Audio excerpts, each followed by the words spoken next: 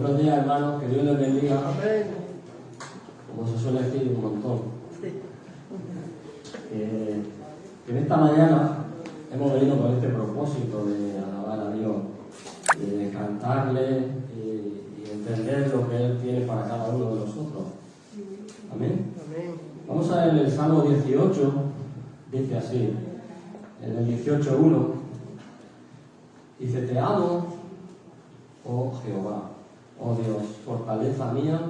Dice: oh Jehová, roca mía y castillo mío y mi libertador. Dios mío, fortaleza mía, en Él confiaré. Y abajo te dice: mi escudo y la fuerza de mi salvación, mi alto refugio. Y en el 3 dice: invocaré a Jehová, a Dios, quien es digno de ser alabado, y seré salvo de mis enemigos, y seré salvo de los problemas que tengo. Voy a leerlo también en la versión viviente, que más o menos dice lo mismo, pero aclara un poco más las palabras. Dice: te amo, Señor, tú eres mi fuerza. El Señor es mi roca, mi fortaleza y mi salvador. Mi Dios es mi roca, en el que encuentro protección. Él es mi escudo, el poder que me salva y mi lugar seguro. Clamé al Señor, quien es digno de alabanza, y me salvó de mis enemigos, de mis problemas. Tus enemigos, muchas veces pensamos que tú tienes enemigos, como habla David, que siempre estaban en guerra, siempre estaban diciendo de los otros pueblos que os querían invadir, que os querían coger prisioneros, que querían hacer cosas en las cuales no estaban de acuerdo. Porque cuando está hablando aquí de un enemigo, el enemigo significa es algo contrario a ti, que no tiene ni los mismos pensamientos ni las mismas formas de actuar.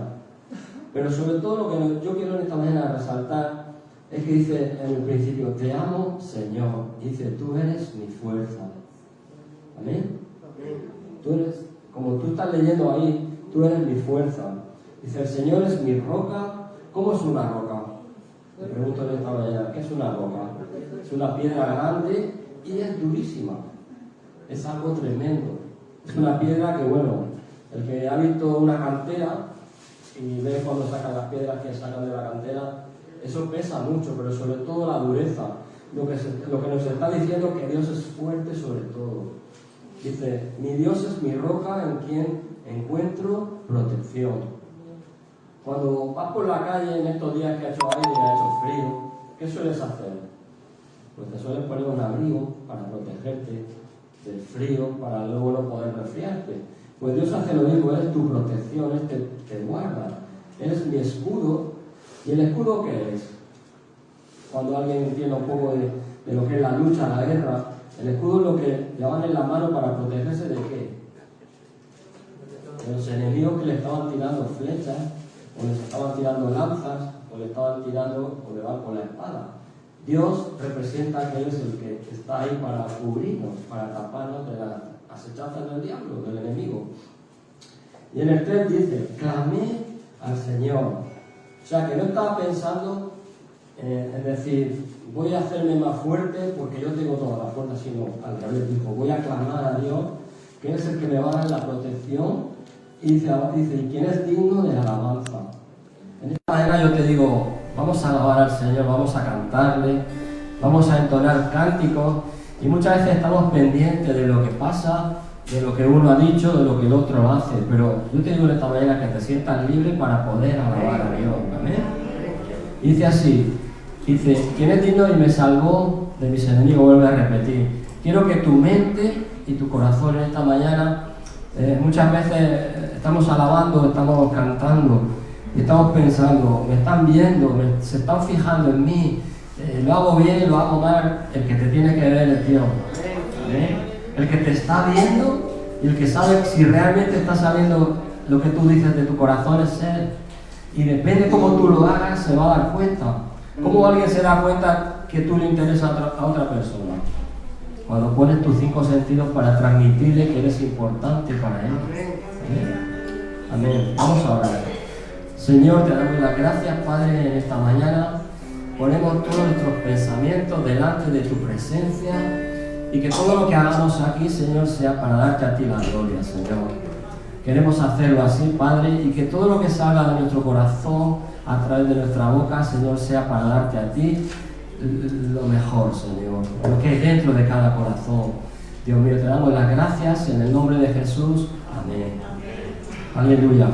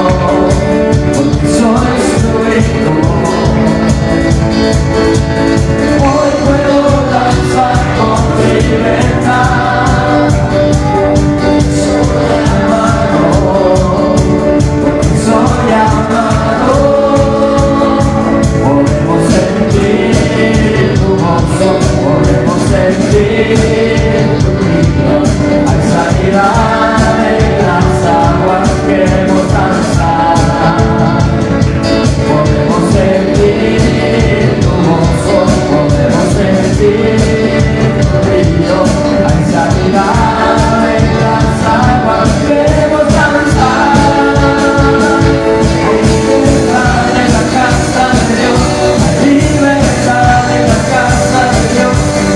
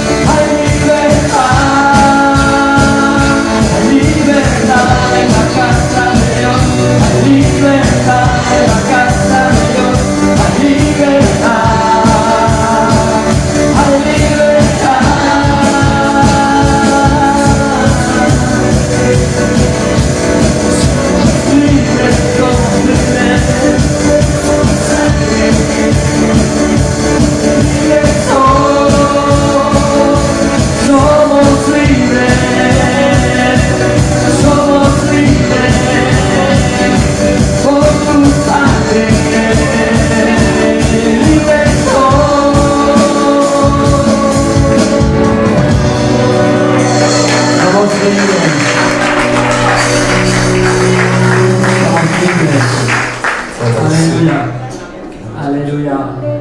Qué cosa más buena sentirte libre en la presencia de Dios, sin importarte nada, sino solo alabarle a Él. Amén.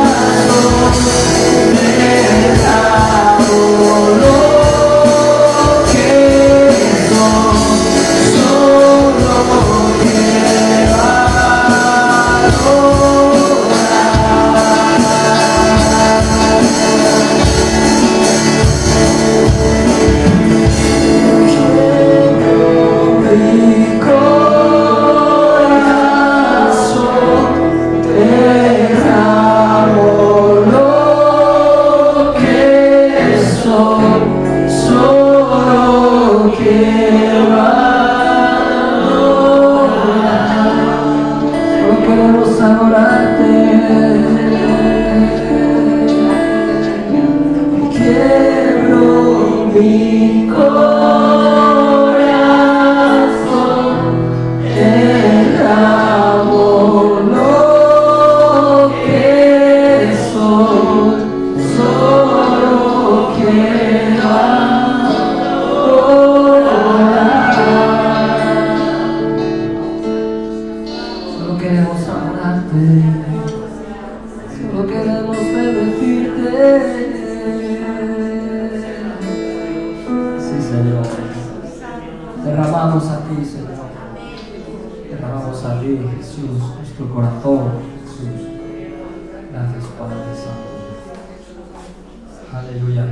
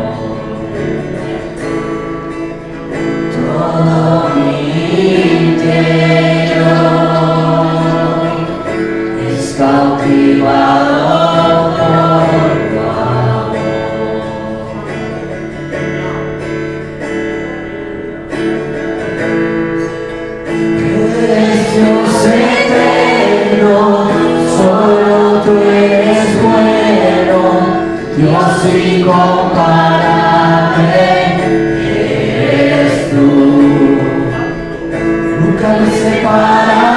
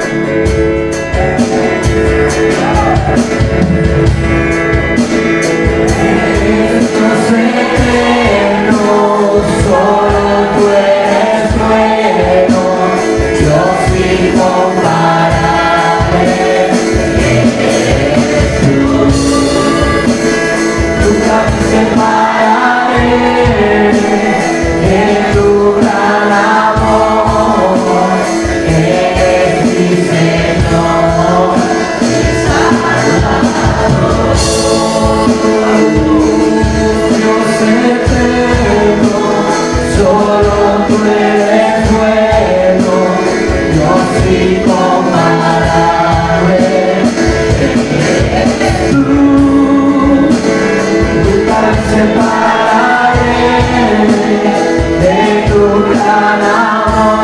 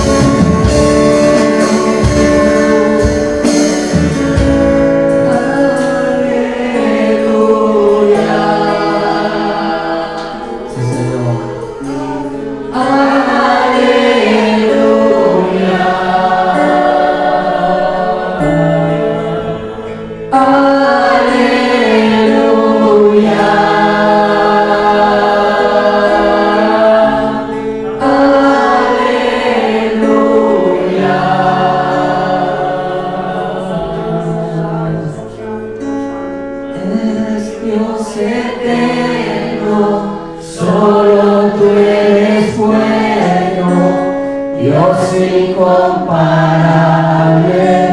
eres tú. Nunca me separaré de tu gran amor, eres mi Señor, mi Salvador, es tu Salvador, sí Señor, sí Jesús. Aleluya, Señor, te adoramos, Cristo Jesús. Bendecimos tu santo nombre, Señor. Estamos aquí tu pueblo para adorarte, para bendecirte, Señor. Oh Padre, inclina tu oído, Señor, a nuestras oraciones, Señor. Ayúdanos, Señor. Padre, cada día, Señor, a venir delante de ti, de tu presencia, a inclinar nuestro corazón, Señor, a humillarnos, Señor, para que tú puedas, Señor, usarnos como tú quieras, Señor. Queremos servirte, Señor, queremos honrarte con nuestras vidas, Dios mío. Perdónanos, Señor, cuando fallamos, Señor, cuando no somos como tú quieres, Señor. Oh, ten misericordia, Señor. Ten misericordia de este pueblo de Mula, Señor. Que tu salvación llegue, Señor, a ellos, Padre.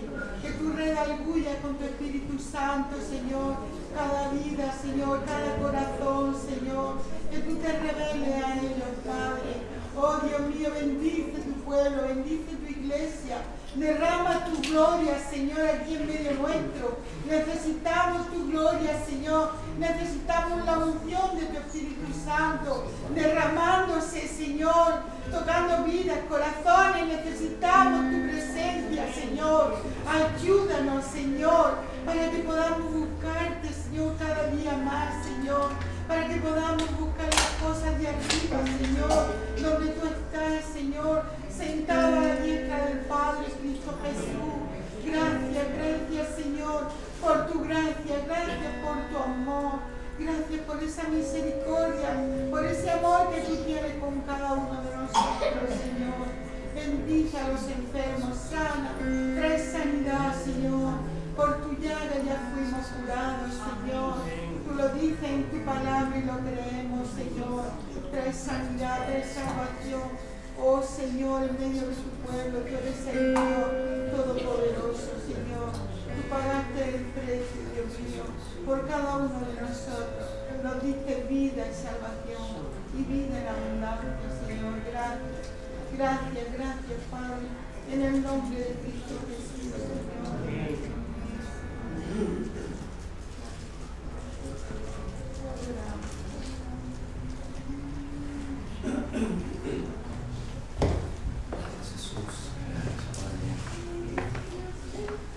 Gloria a Dios. Amén. Qué bueno es Dios. Amén. Bien, pues en esta actitud de adoración y de alabanza al Señor, vamos a participar de la mesa del Señor. Y quiero que nos pongamos de pie para honrar la palabra de Dios.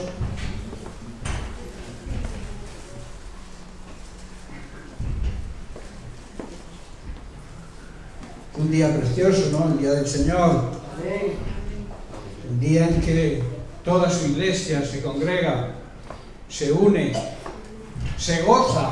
Están los hermanos juntos. Es precioso, ¿no? Está la familia. Somos una familia, la familia de Dios. Y es importante que entendamos que la familia de Dios, todos hacemos falta. Todos somos necesarios en la obra del Señor. Tanto el más mayor como, digamos, el más joven. Todos son importantes en la obra del Señor. Y en eso estamos, en que la iglesia vaya creciendo. Estamos contentos de que los jóvenes están ahí en mover grande en la juventud. Yo doy gloria a Dios por ello, porque lo llevo pidiendo mucho tiempo. Y vemos que Dios responde a su tiempo, Él responde a las oraciones. Y la iglesia también, veo que hay más compromiso, y eso es bueno, eso le agrada a Dios. Amén. Amén. Bien, pues vamos a participar de la mesa del Señor como hacemos cada X tiempo. Y voy a leer en el Evangelio de Lucas, en el capítulo 22, a partir del verso 14. Dice: cuando era la hora, se sentó a la mesa con los apóstoles y les dijo: cuánto he deseado comer con vosotros esta Pascua antes que padezca. Para Dios es un gozo, es una alegría poder tener comunión con sus hijos, con su familia. Y Él le dice a sus discípulos y nos dice hoy a nosotros que Él desea participar con nosotros en esa comunión que Él quiere tener con nosotros. Por eso dice: he deseado tanto comer con vosotros esta Pascua. Versículo 16: porque os digo que no la comeré más hasta que se cumpla en el reino de Dios. Y habiendo tomado la copa, dice el verso 17, dio gracias y dijo: tomad esto y repartidlo entre vosotros, porque os digo que no beberé más del fruto de la vid hasta que el reino de Dios venga. Tomó el pan y dio gracias y lo partió y les dio diciendo: esto es mi cuerpo que por vosotros es dado, es entregado. Haced esto en recuerdo, en memoria de mí. De igual manera, después que hubo cenado, tomó la copa diciendo: esta copa es el nuevo pacto en mi sangre que por vosotros se derrama. Y luego leemos en la primera carta a los Corintios, capítulo 11, leemos: de manera que cualquiera que comiere esta copa o comiere este pan y bebiere esta copa del Señor indignamente, será culpado del cuerpo y de la sangre del Señor. Dice: por tanto, pruébese cada uno a sí mismo y coma así del pan y beba de la copa. Porque el que come y bebe indignamente sin discernir el cuerpo del Señor, juicio come y bebe para sí. La necesidad de hacernos una autocrítica, un autoexamen y ver si somos dignos, si nos merecemos ser participantes de la mesa del Señor.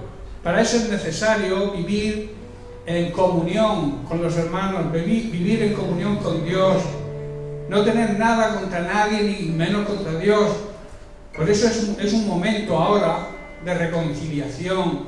La Santa Cena, uno de los motivos por los cuales Jesús la instituyó, era precisamente para eso, para si había cosas en la congregación que se arreglaran antes de participar, antes de tomar la comunión, de comulgar con el pan y con la copa, tomar ese símbolo que es el pan y esa sangre, símbolo de la sangre de Cristo derramada que es el vino, y nos acordáramos de que Él lo hizo por nosotros, que murió, y lo que representan esos símbolos, que es que Jesucristo murió por nosotros, concediéndonos el perdón de los pecados y reconciliándonos con Dios. Por eso, para poder participar de la mesa del Señor, tenemos que estar todos reconciliados. Si tú tienes algo contra un hermano, es el momento de acercarte a él, darle un abrazo, pedirle perdón y acercarte a la mesa del Señor. Amén.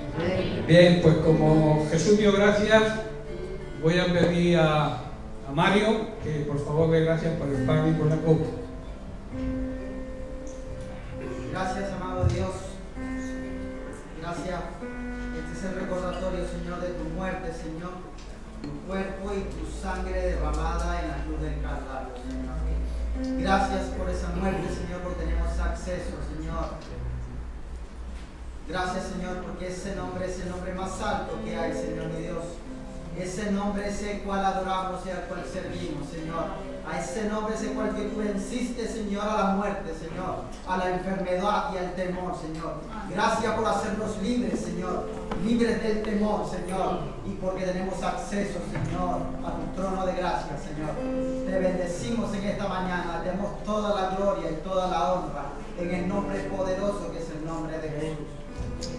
Amén, amén. Bien, pues todos aquellos que han sido bautizados en agua por inmersión y os consideréis dignos de acercarse a la mesa del Señor, es el momento de hacerlo.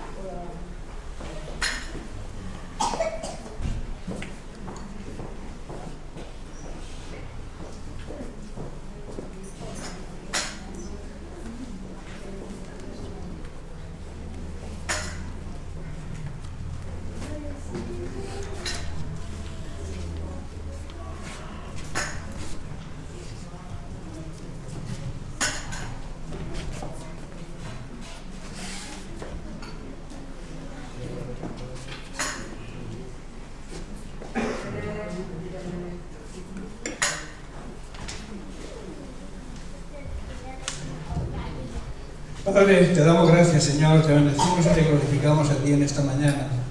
Estamos contentos y agradecidos contigo de poder haber participado de estos símbolos, de este pan y de esta copa, sabiendo lo que significan esa muerte, ese sacrificio, donde tú estuviste ahí en la cruz, en lugar nuestro, Padre, Queremos ser agradecidos contigo, darte a ti toda la gloria y toda la honra que te merece. A ti sea la gloria y la honra, Padre, en el precioso nombre de Cristo Jesús. Amén y amén.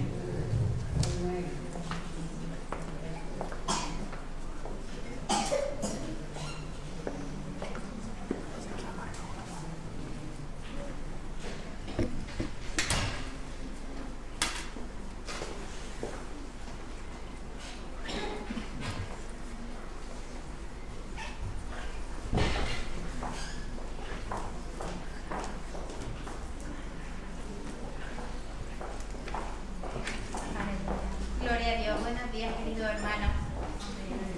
Vamos a presentar en esta mañana la ofrenda y vamos a leer en Marcos 6:30, donde habla la alimentación de los 5.000. Y vemos aquí en este pasaje como con 5 panes y 2 peces el Señor lo multiplicó para 5.000 personas. Dice así: entonces los apóstoles se juntaron con Jesús y le contaron todo lo que habían hecho y lo que habían enseñado. Él les dijo: venid vosotros aparte a un lugar desierto y descansar un poco, porque eran muchos los que iban y venían, de manera que ni aún tenían tiempo para comer. Y se fueron solos en una barca a un lugar desierto. Pero muchos los vieron ir y le reconocieron. Y muchos fueron allá a pie desde las ciudades y llegaron antes que ellos y se juntaron a él. O sea, miremos qué sed el Señor tenía. Y salió Jesús y vio una gran multitud y tuvo compasión de ellos, porque eran como ovejas que no tenían pastor, y comenzó a enseñarles muchas cosas. Cuando ya era muy avanzada la hora, sus discípulos se acercaron a él diciendo: el lugar es desierto y la hora ya muy avanzada. Despídelos para que vayan a los campos y aldeas de alrededor y compren pan, pues no tienen que comer. Respondió él, les dijo: dadles vosotros de comer. Ellos le dijeron: que vayamos y compremos pan por 200 denarios y le demos de comer. O sea, ellos veían un imposible. Y les dijo: ¿cuántos panes tenéis? Id y vedlo. Y al saberlo dijeron: 5 y 2 peces. Y les mandó que hiciesen recostar a todos por grupo entre la hierba verde. Jesús veía más allá que ellos. Y se recostaron por grupos, de 100 en 100, y de 50 en 50. Entonces tomó los 5 panes y los 2 peces, y levantando los ojos al cielo, bendijo y partió los panes, y dio a sus discípulos para que los pusiesen delante, y repartió los 2 peces entre todos. Y comieron todos y se saciaron. Y no solo se saciaron, dice que recogieron de los pedazos 12 cestas llenas, y de lo que sobró de los peces. Y los que comieron eran 5.000 hombres. Después de comer 5.000 todavía sobraron 12 cestas.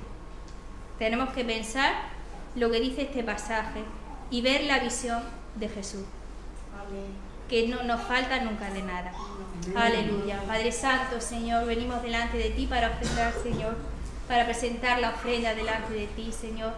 Te ofrendemos, Señor, con corazones alegres, Señor, porque tú multiplicas, Señor. Aunque nosotros no veamos más allá, Señor, pero tú multiplicas, Señor, para que sobre, Señor. Gracias te damos, Padre. Bendice la ofrenda en el nombre de Jesús. Amén. Amén.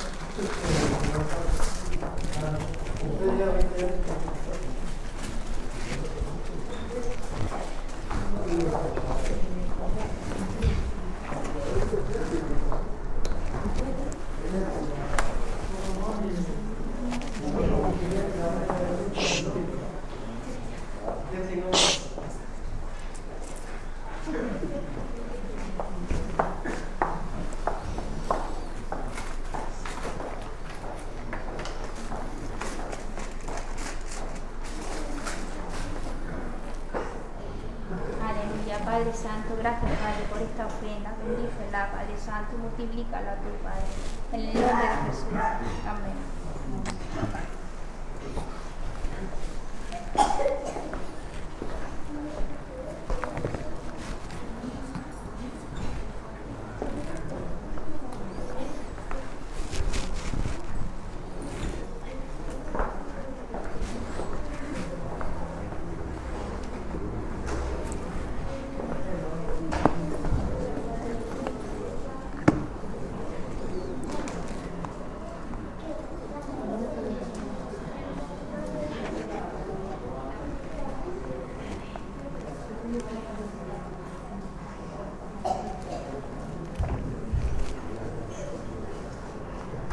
Gloria a Dios. Bien, estamos dispuestos a recibir el mensaje de parte del Señor, la palabra de Dios.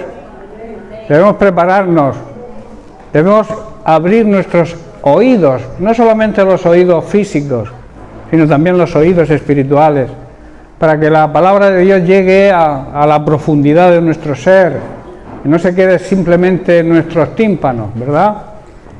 Bien, pues bienvenidos a todos, un saludo para todos, es un gozo estar de nuevo con vosotros para celebrar, digamos, el día del Señor, el día en que Jesucristo resucitó y venció a la muerte y cumplió su ministerio aquí en la tierra, la remisión, la redención de nuestra vida, de nuestros pecados. También un saludo para aquellos que nos siguen a través de las redes sociales. Y vamos a seguir tratando el tema, creo que es ya el punto número 12, el capítulo número 12 de este culebrón tan precioso que es la palabra de Dios, ¿verdad? Que es la iglesia que Dios quiere que seamos. Es importante entender que nosotros somos la iglesia de Jesucristo y cuál debe ser nuestra misión en este tiempo que nos ha tocado vivir, un tiempo difícil, un tiempo lleno de problemas, de dificultades, pero que es el tiempo que nos ha tocado vivir. Y tenemos, a pesar de las circunstancias, tenemos que ser la iglesia que Dios quiere que seamos, porque Dios quiere que la iglesia se comporte según los parámetros y según las reglas que la palabra de Dios impone, o sea, que Él mismo Dios nos exige. Y se nos ha concedido, decíamos, a la iglesia un gran privilegio, que es ser la boda, o ser la novia del Cordero en las bodas que están muy próximas. Sabéis que dentro del acontecimiento de la segunda venida de Cristo se van a celebrar las bodas del Cordero, la boda de Cristo, el esposo, con su iglesia, y a la iglesia se le exige que sea una novia blanca, hermosa, resplandeciente, y eso habla de santidad, una iglesia que viva en santidad. Los parámetros que estamos estudiando, estamos en uno de ellos, que es el primero, que estamos trabajando desde distintos enfoques. Hemos tratado que la iglesia tiene que estar fundamentada en Cristo, arraigada en su palabra, o sea, echar raíces en la palabra de Dios y ser guiada por el Espíritu Santo. Estamos tratando precisamente el tema del enfoque de la guía del Espíritu Santo. Hemos estudiado, digamos, las funciones que tiene el Espíritu Santo y estamos tratando el fruto y las características de dicho fruto. Hemos hablado del amor, hemos hablado del gozo, de la paz, de la paciencia, de la benignidad, de la bondad, y estamos tratando sobre la fe que decíamos que es la aprobación que se le da a una verdad, y nosotros damos fe de que la palabra de Dios, que Cristo es la verdad, porque Él mismo lo dijo. También es la confianza, fe es la confianza que tenemos en los demás, en los seres humanos, y por supuesto la fe es la confianza como iglesia, como hijos de Dios que somos, es la fe, es la confianza, es la certeza, es la seguridad que tenemos en nuestro Padre Celestial. Estábamos tratando distintas consideraciones. La primera que tratamos es que las promesas de Dios transmiten fe y transmiten confianza. Luego estudiamos que la fe ve y obra los milagros. Si creemos, veremos la gloria de Dios y veremos sus milagros en nuestra vida. La fe, decíamos también, que nos acerca a Cristo.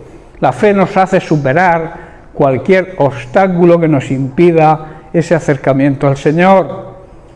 Y luego la semana pasada ya estudiamos la cuarta consideración, que es: sin fe es imposible que obtengamos algo de parte de Dios. Decíamos que para obtener la respuesta de Dios es necesario el tipo de fe que tenía aquella mujer que se acercó con flujo de sangre, se acercó por detrás y tocó el manto del Señor. Esa fe que transmite y que sabe que Dios escucha. Esa fe que, a pesar de que sabemos que Dios es un Dios omnipotente, que es algo grandísimo, nosotros como seres humanos, aunque nos creamos insignificantes, para Dios somos su gran tesoro. Y Él quiere tener un trato personal con cada uno de nosotros, llamarnos por nuestro nombre y tener ese trato que Él quiere tener, porque Él nos creó. Dios es un Dios comunicador. Hizo al ser humano con la misma condición. Un ser humano debe comunicarse con los demás, si no se volvería loco. Hay personas que llevan muchos años sin hablar con otras personas y pierden la cabeza, porque Dios nos ha hecho seres comunicativos. Tenemos que comunicarnos los unos con los otros, y Dios precisamente quiere comunicarse con nosotros, tener un trato personal y hablar con nosotros como hijos suyos que somos.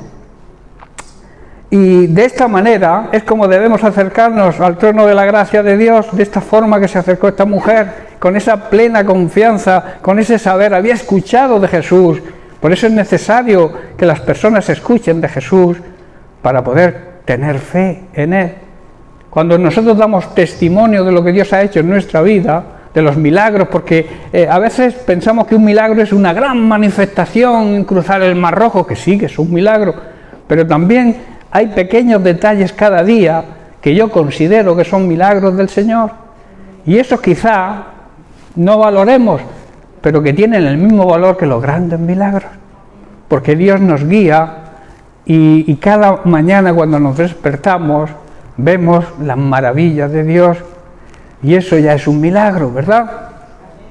Hoy tenemos, como he dicho, acceso gratuito al trono de la gracia de Dios, a tener esa comunión con Dios que Él desea tener con nosotros, y la tenemos gracias a Jesucristo, gracias a lo que Jesucristo hizo.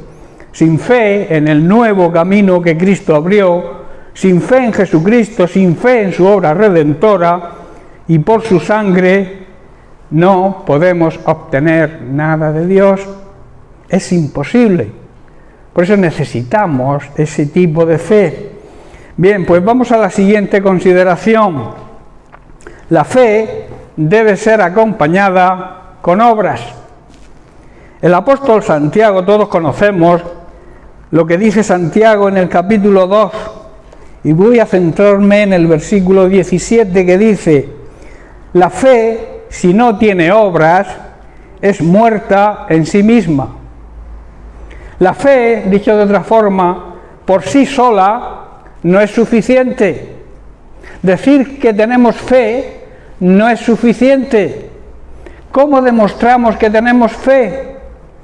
A través de nuestras buenas acciones, a través de las obras que demandan esa fe. Las obras no te salvan, lo que te salva es la fe en Jesucristo, pero tú demuestras que tienes esa fe haciendo buenas obras. ¿Entendéis, verdad? Entonces, dice Santiago que la fe, si no va acompañada de buenas acciones, de buenas obras, está muerta y no sirve para nada, es inútil. Lo dice bien clarito. Debemos, por tanto, demostrar nuestra fe actuando sobre la palabra de Dios, creyendo la palabra de Dios y acompañándola con buenas obras. Jesucristo es un ejemplo. Él creyó firmemente en la obra que el Padre, la obra redentora que el Padre ideó, y se ofreció para llevar a cabo ese plan de salvación que, como he dicho, el mismo Padre ideó. Y gracias a eso, gracias a su obediencia, gracias a que Jesús creyó en ese plan, tú y yo podemos ser salvos, tú y yo podemos acercarnos al trono de la gracia, pero para eso es necesario creer y también obedecer. La vida, hermanos, en general, y la vida cristiana en particular, debe ser una escuela de aprendizaje. La vida nos enseña, tanto las cosas que nos pasan buenas, aprendemos, ¿verdad? Pero también aprendemos de aquellas cosas que no son tan buenas, aquellas cosas que quizá no querramos pasar, pero que lo expresa Pablo en su carta a los Romanos en el capítulo. La clave está ahí, hermanos. Amar a Dios significa obedecer. Si tú dices que amas a Dios pero no le obedeces, es mentira, te estás engañando a ti mismo o a ti misma. El amor a Dios se demuestra en la obediencia. Por eso dice que si todos los que aman a Dios, todas las cosas les ayudan a bien. Esto es, a los que conforme a su propósito son llamados. Se puede decir, dicho de otra manera, que sabemos que Dios hace que todas las cosas trabajen juntas, cooperen para el bien nuestro y sobre todo para que se cumpla el propósito que Dios tiene para nuestra vida. Para que el propósito de Dios se cumpla en nuestra vida es necesario muchas veces que aprendamos en medio de las pruebas y las dificultades. Por eso no te sientas mal cuando estés atravesando un problema. Hombre, uno no está contento en medio de los problemas, pero tenemos la gran promesa del Señor que dice que a través de esa prueba, de ese problema que estamos atravesando, debemos sacar la conclusión. Debemos mirar el lado positivo de las cosas. Hay personas que siempre ven lo negativo, tanto en las situaciones como en las personas. Siempre andan criticando lo malo y no se fijan en lo bueno. Incluso se quejan de Dios porque les está ocurriendo un problema o están atravesando una crisis, cuando la Biblia enseña que debemos regocijarnos, llenarnos de gozo cuando atravesemos diversos tipos de pruebas, porque ahí es donde se aprende de verdad, en medio de la dificultad. Y luego también sirve para que nosotros, que hemos recibido la gracia de Dios para soportar esa prueba, de esa gracia que hemos recibido podamos compartirla con los demás. Dicho de otra forma, que tu experiencia le sirva a otro para tener fe y creer que en medio de esa prueba también él va a ser bendecido y va a aprender. ¿Estáis entendiendo? Un ejemplo: yo no evangelizo, yo no salgo a evangelizar, se llama a la evangelización y yo me quedo en casa, no hago nada para el Señor. Y entonces Dios permite a lo mejor que caigas enfermo. No evangelizas porque no tienes tiempo, vas muy agobiado de trabajo, la casa, esto, aquello, no salgo a evangelizar. Y entonces Dios te envía o permite que vayas a un hospital. Y cuando estás en el hospital nadie hace las cosas de casa, ¿verdad?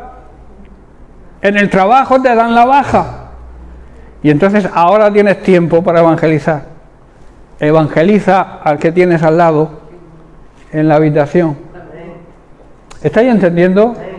Dios permite a veces eso para enseñarnos cuál es nuestra misión, cuál es nuestro trabajo. Y esto es un ejemplo, pero puede haber muchísimos ejemplos de otro tipo. Dios permite que nos ocurran cosas buenas para que demos la gloria a Dios, pero también debemos dar la gloria a Dios por lo que nos ocurre. Que no sea tan bueno como pensamos, pero que nos da una enseñanza. Amén. Sigamos con Santiago. Santiago nos da una importante lección que debemos aprender, y es que tenemos que aplicar a nuestra vida la sabiduría que hay en la palabra de Dios. La gran sabiduría de la palabra de Dios nos habla en este versículo que leímos al principio, que no solo le agradan, convencen a Dios nuestras palabras, sino lo que le agrada y le convence a Dios son nuestros hechos.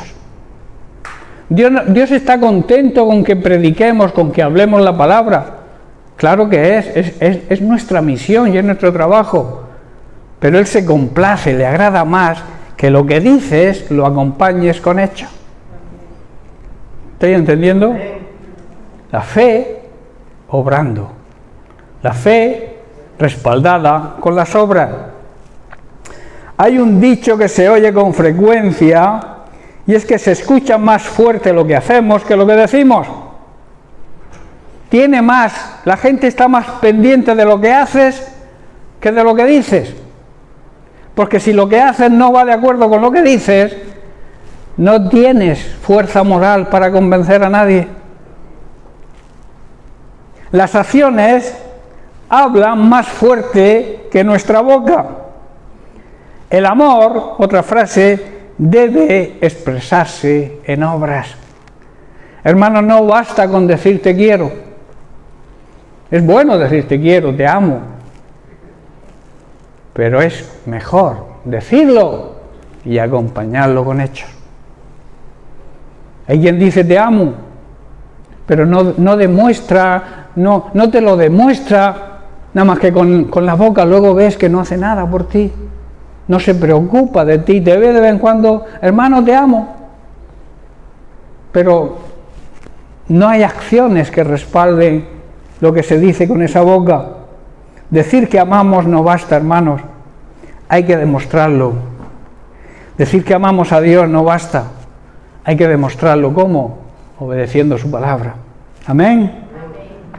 En Mateo capítulo 5, verso 16, Jesús no dijo, dice hoy, porque acostumbramos a decir dijo, y como dije, se lo dijo a los discípulos, se lo dijo a la generación de aquella época. No, lo está diciendo hoy a nosotros. Por eso a mí me gusta decir Jesús dice, ¿verdad? Aunque lo dijo hace 2000 años, pero lo sigue diciendo hoy, porque la palabra de Dios hoy es tan vigente como hace 2000 años. Amén. Entonces Jesús dice, así alumbre vuestra luz. La luz habla de transparencia, hay que ser transparente. La luz habla de verdad. Debemos andar en la verdad, que nadie nos coja en una mentira. Yo siempre digo que el mentiroso tiene que tener una memoria enorme, porque si no, al final se descubre. Si tú dices una cosa hoy que es mentira, si no te acuerdas dentro de unos días, vuelves a repetir esa cosa y la dices de otra manera, porque la primera vez que lo dijiste era mentira. ¿Estáis entendiendo? Y entonces la otra persona se da cuenta, anda, me dijo esto, pero ahora me dice otra cosa. ¿Estáis comprendiendo, no? Por tanto dice, habla de transparencia, habla de verdad, habla de dedicación y de servicio. Así alumbramos a los demás, con la transparencia en nuestra vida, andando en la verdad y mediante el servicio y la dedicación a los demás, aquellos que lo necesitan. No basta con engordar, con recibir palabra y palabra y palabra, y ahora voy aquí, ahora voy allá, y venga para sermones, venga palabra, internet, y luego no hacemos lo que Dios nos manda. ¿De qué nos sirve engordar? Son como yo lo comparo con estos cochinicos que van engordándolos para que tengan buen peso y luego los matan y no los comemos. Debemos ser receptores y transmisores. Porque si recibes y no sale nada de ti, ¿qué pasa? Pues pasa como el mar muerto, que recibe agua y agua, pero no le da salida. Y entonces, ¿qué ocurre? que ahí hay muerte. Si habéis visitado Palestina y toda la zona esta de Israel y visitéis el Mar Muerto, veréis que alrededor del Mar Muerto no hay vida, no hay vegetación, no produce vida. Aquel que come y no da, no recibe, o sea, no da vida, no transmite lo que recibe. No es como el Jordán. El Jordán se derrama, inunda todas las huertas de alrededor y todo eso produce riqueza, porque el agua la reparte. ¿Estáis comprendiendo? Por eso yo siempre digo que tenemos que ser ríos, jordanes y no mar muertos. No se puede estar recibiendo y no dando nada.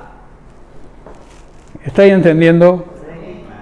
No se trata de decirlo, hay que obrar, hay que trabajar en la obra. Si lo que hacemos, como yo siempre digo, no está de acuerdo con lo que decimos, nadie nos va a creer. Por tanto, es mejor que nos callemos. ¿Amén?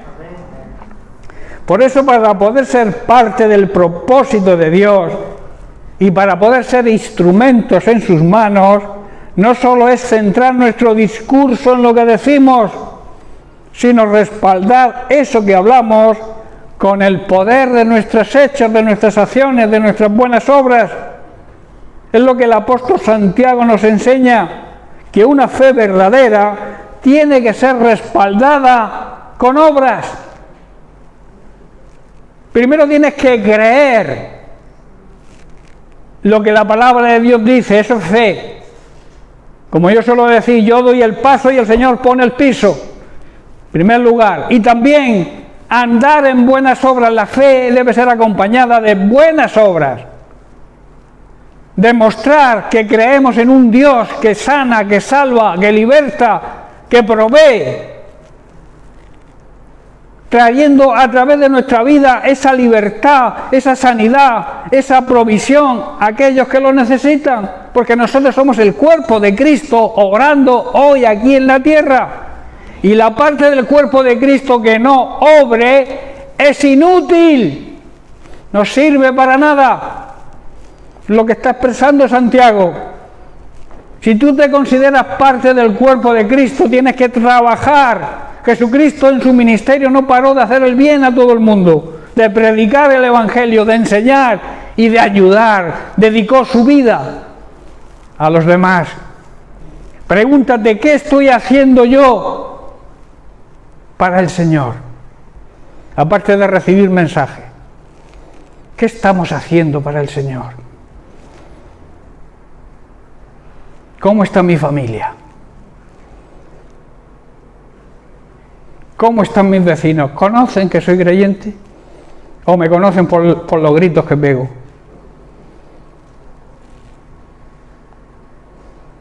Eso también es obrar, según la palabra de Dios. A veces pensamos que hacer buenas obras es ayudar al pobre dándole 5 euros o dándole un plato de comida. Ayudar a los demás también es dar buen ejemplo. Testificar de Cristo con tu conducta, con tu forma de ser, que digan, ahí un verdadero cristiano que vive lo que predica.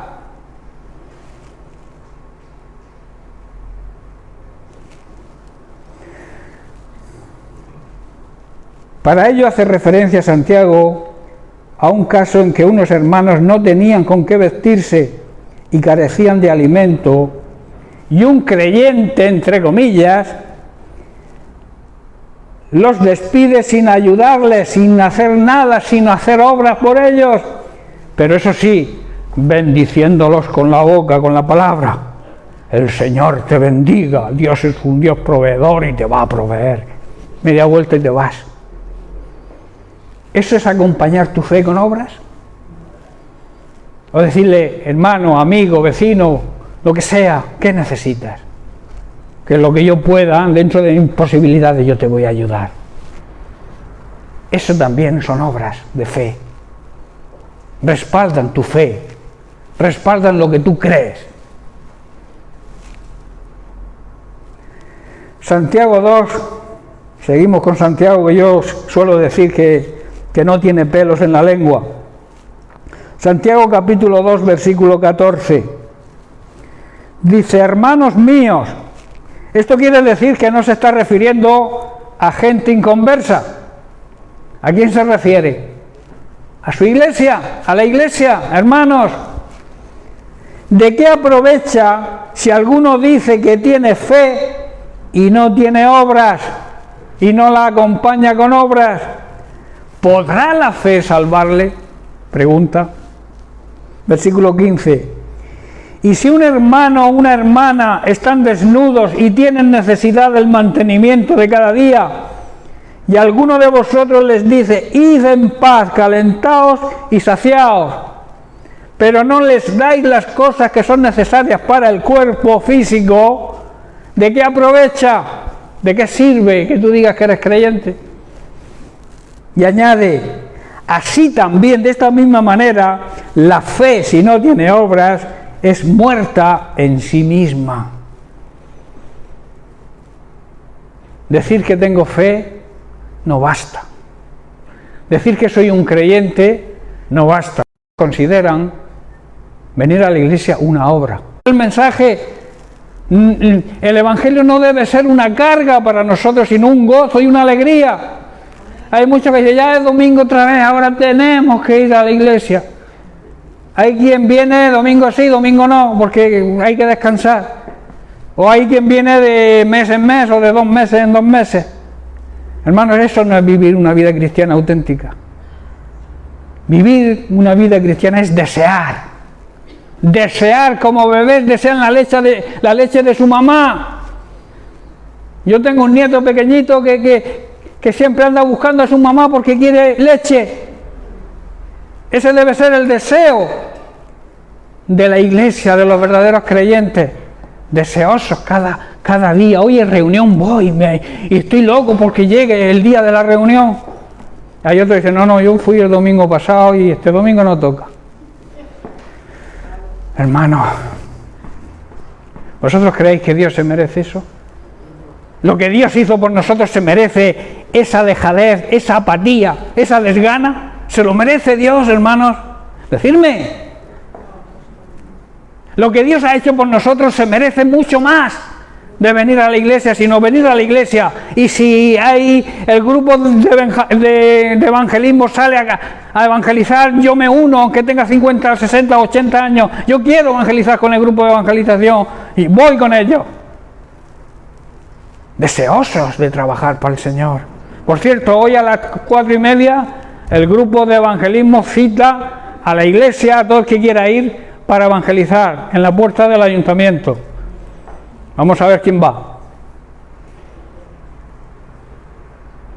Recibir el mensaje y actuar, hermanos. No se trata de escuchar los mensajes, de escuchar lo que Dios nos dice y luego hacer lo que nos da la gana. La vida cristiana es algo más, hermanos. La vida cristiana es algo más que escuchar sermones. Es aplicarlo. Aplicar la palabra de Dios a nuestra vida. ¡Vivirla! La palabra de Dios hay que vivirla, y eso es fe. Tú crees en Dios, vive lo que Dios te exige y lo que Dios te demanda como iglesia suya que eres, el cual pagó un gran precio. Nos entregó, nos regaló a su Hijo Jesucristo.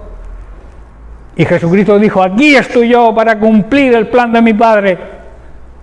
Tengo que sufrir como hombre porque Jesucristo sufrió como un ser humano. Tengo que padecer. Tengo que cargar con el pecado de la humanidad y que el Padre tenga que mirar hacia otro lado porque Dios no convive con el pecado. Así que nadie que viva en pecado tiene comunión con Dios. Es imposible. Jesucristo tuvo que hacerse, convertirse. Dice, Jesucristo lo hizo pecado por nosotros, fue hecho pecado por nosotros. El pecado nuestro cargó sobre él. Y eso merece algo más de lo que estamos haciendo. Primera de Corintios capítulo 13, verso 1. Si yo pudiera hablar todos los idiomas, bla, bla, bla, palabra. Si yo pudiera hablar todos los idiomas, incluso el idioma de los ángeles,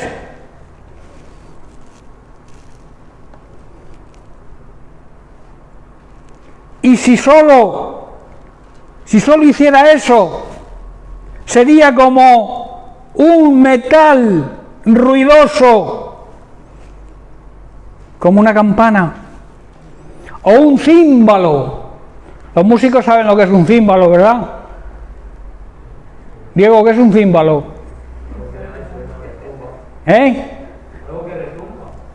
Son como los platillos de la batería. De hecho, se usaban los griegos y los romanos, usaban esos platillos en algunas de las ceremonias que resuenan y aprovecha. Sin buenas acciones también está muerta. Hermanos, cuando el aliento de vida sale de nosotros, ¿qué ocurre? Ese aliento que sopló Dios cuando nos creó vuelve a Él. Y nuestro cuerpo, ¿a dónde va?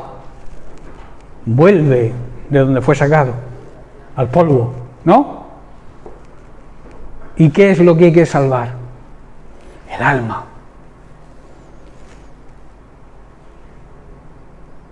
Por eso, para salvar el alma, tenemos que andar en la voluntad de Dios, tenemos que andar en la palabra de Dios, tenemos que andar en fe y demostrarlo con acciones. Por eso, hermanos, debemos vivir lo que predicamos. Es cierto que la oración es poderosa, claro que sí, eficaz, y que Dios tiene una multitud de maneras y de formas para responder nuestras oraciones. Pero también es cierto que en muchas ocasiones el Señor quiere que seamos nosotros quien actuemos y respondamos a la oración de otros nosotros. No sé si entendéis. Si alguien necesita ayuda y le pide ayuda a Dios, Dios no baja en persona a ayudarte, sino que te envía a un hermano, te envía a alguien para que te ayude.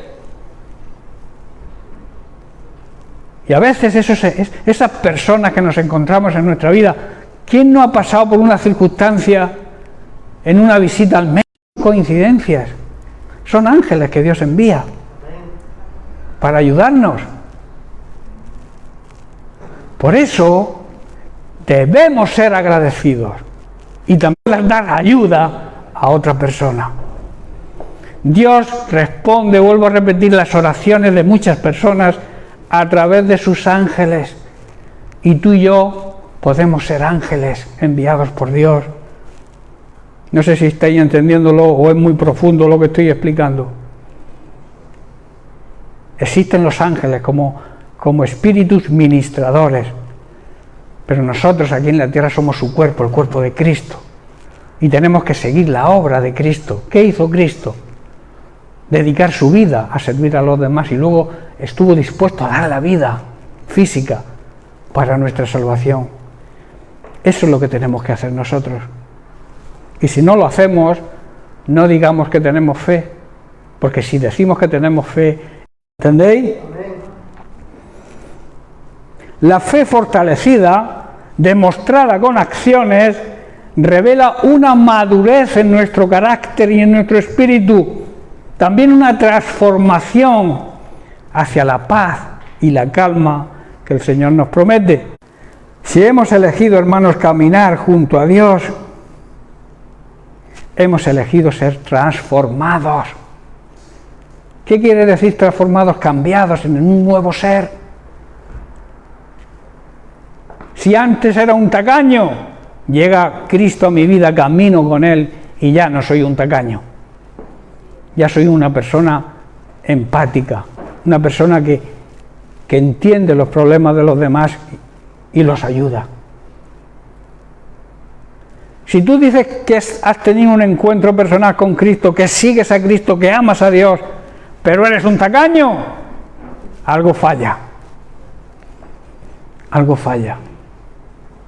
Porque uno de los dones, uno de de las marcas del fruto del Espíritu Santo es precisamente ser generoso. Porque Dios fue generoso con nosotros, ¿o no? Dios nos dio lo que más amaba, a su Hijo Jesucristo. Y Jesucristo se dio a sí mismo.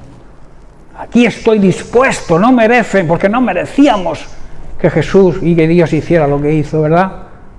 ¿Quién merecía eso? Por eso el amor, dice Pablo, el amor demostrado por el Señor nos empuja, nos constriñe, nos obliga a actuar de la manera que Dios quiere que actuemos, con esos parámetros que exige su palabra, con esa fe obrando, que es el tema que estamos tratando. En Romanos capítulo 12, verso 2, dice Pablo: no os conforméis a este siglo, a este sistema mundano, sino transformaos por medio de la renovación de vuestro entendimiento, o sea, cambiando la manera de pensar, para que comprobéis cuál sea la buena voluntad de Dios, que además de buena, es agradable y perfecta. Hermanos, andar en la voluntad de Dios no es algo malo, es buenísimo, porque andar en la voluntad de Dios nos trae beneficio a nosotros en primer lugar. Dios no es un Dios caprichoso que pone sus normas para dominarnos, porque Él es el Dios todopoderoso y quiere subyugarnos, pero no se trata de eso. Cuando tú andas en la obediencia a Dios, el primer beneficiado eres tú, porque te haces acreedor a sus bendiciones.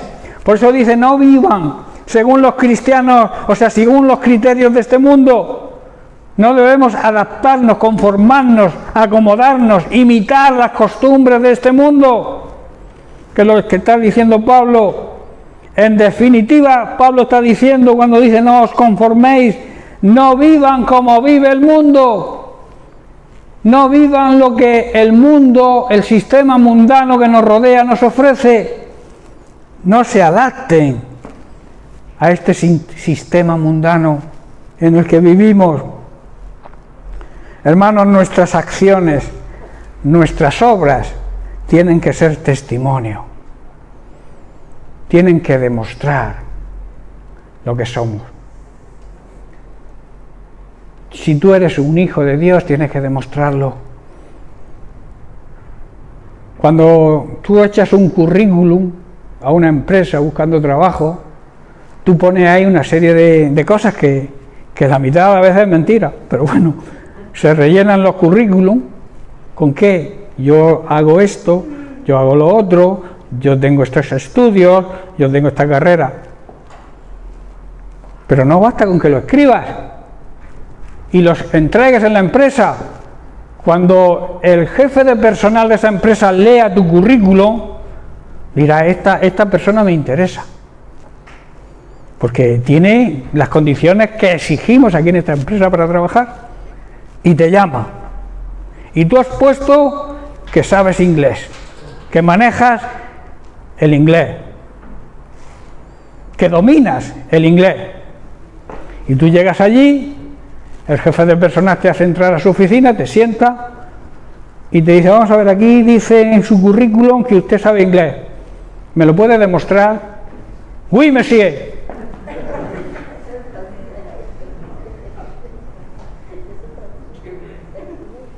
Pero vamos a ver, usted le he dicho que me hable en inglés, quiero entender que usted también sabe francés. Dice: yes. Ni sabía inglés ni sabía francés, pero lo había puesto en el currículum. ¿Qué hay que hacer?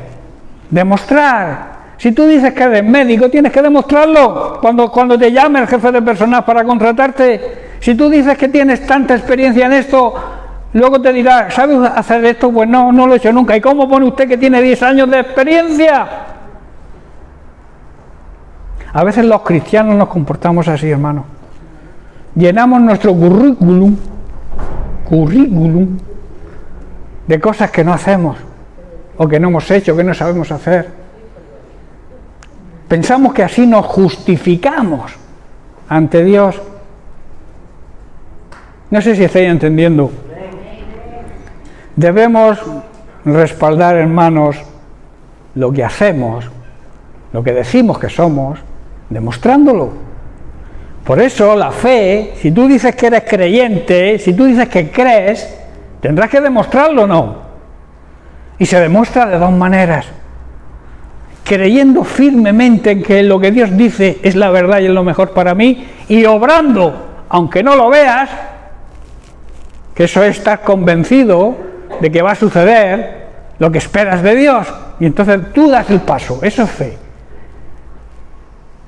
Y segundo, acompañando esa fe con nuestras obras, con nuestro testimonio.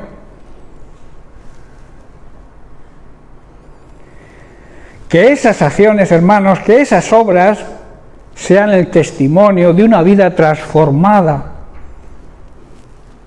una vida que hemos sido cambiados, hemos sido hechas nuevas criaturas, así lo dice Pablo en 2 Corintios 5,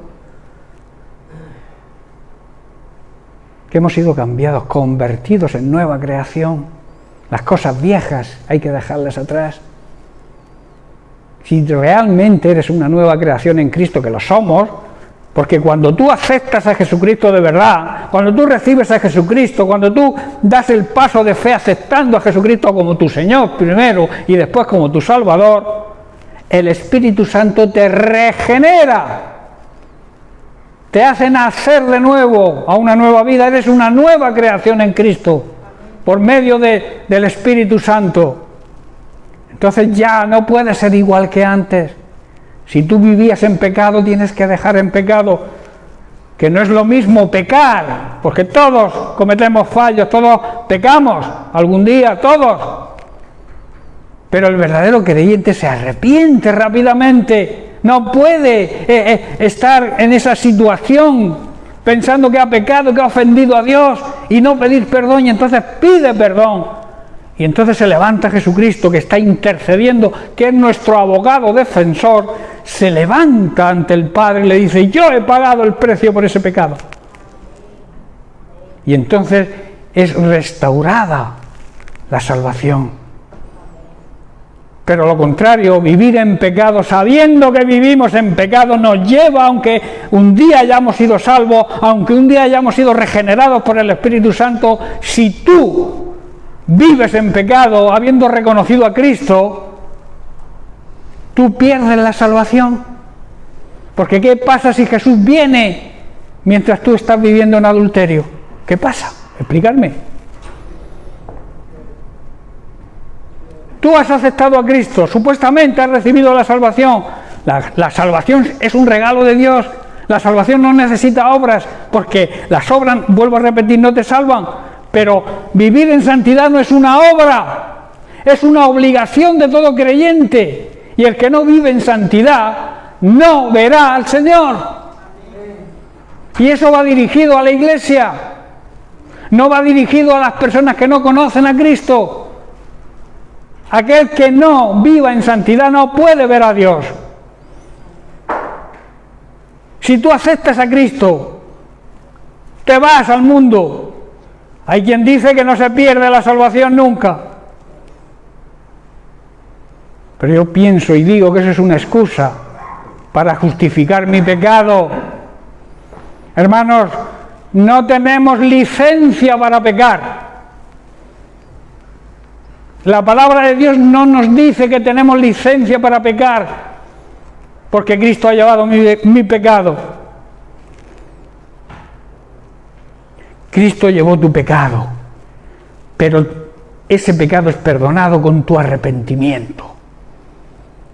Tú te arrepientes y se restaura la comunión con Dios y sigue el proceso de la salvación, porque la salvación es una obra que tenemos que estar trabajando en ella cada día. Ocúpate, preocúpate, trabaja, lleva a fin tu salvación, lleva a la meta tu salvación con temor y temblor. Así que no me vengas con cuentos diciendo que tú puedes vivir en pecado, ya te arrepentirás, porque el Señor cargó con esos pecados y yo puedo hacer lo que me dé la gana porque Cristo ya me ha perdonado. Eso es una licencia para pecar que Dios no concede a nadie. Amén. En Hebreos capítulo 4, verso 12, mirad lo que dice el autor, porque sabemos que la palabra de Dios tiene poder para regenerar, para hacernos transformar, para esa metamorfosis que necesitamos, ese ser una nueva creación.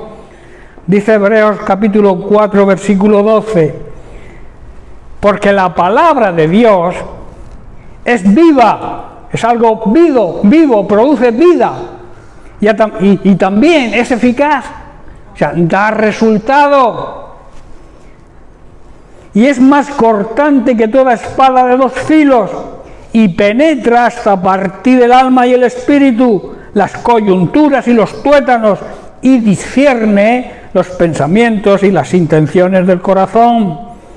Cada palabra de Dios, cada palabra que Dios pronuncia, hermanos, tiene poder y tiene vida.